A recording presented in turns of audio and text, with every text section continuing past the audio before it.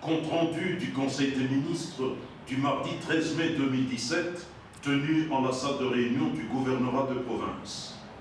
D'ordre de son Excellence le gouverneur de province, Richard Mouyej-Manguesmans, le secrétaire exécutif du gouvernement a lu à l'intention des participants l'ordre du jour comportant 4 points, à savoir 1. Communication de son Excellence le gouverneur de province. 2. Dossier urbanisme. Proposition d'arrêté de la levée de la mesure d'interdiction de descente sur terrain. 3. Dossier WECA. Proposition du projet d'un protocole d'accord concernant la construction de 2 centrales hydroélectriques sur la Loufupa. 4 divers. 1.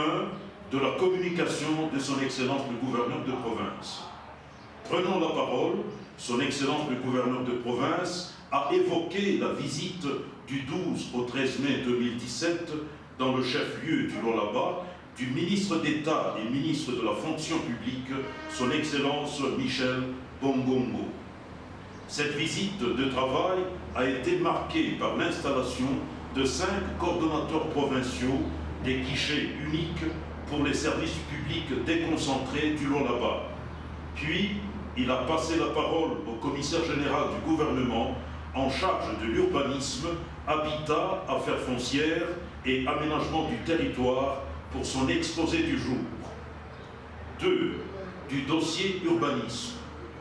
Dans son exposé, le commissaire général du gouvernement concerné a donné la localisation de 2 sites à lotir dans la ville de Kolwezi. Le premier site consistera dans une extension du quartier Joli Site. Il est considéré comme un lotissement expérimental.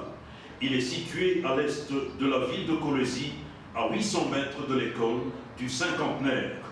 Il a une superficie totale de 998,4 hectares selon les données fournies par le chef de division du cadastre. Le second site a été décrit par le partenaire de la société privée Avantage International. Il est localisé le long de la route Kolwezi-Solwezi vers Mangamanga. Avant l'octroi des parcelles dans l'un ou l'autre site subventionné, il a été retenu, après échange des participants, que chaque terrain à lotir sera d'abord viabilisé. Autrement dit, seront d'abord remplies les conditions suivantes. Ouverture des voies d'accès principales au site, stabilisation du sol du dit site, traçage des routes secondaires à l'intérieur du site pour accéder aux parcelles, prévision de divers emplacements destinés aux équipements sociaux, écoles, églises, hôpitaux, sous-commissariats de police, etc. Il est à noter que le degré de viabilisation des terrains à lotir aura un impact direct sur le coût d'achat de parcelles.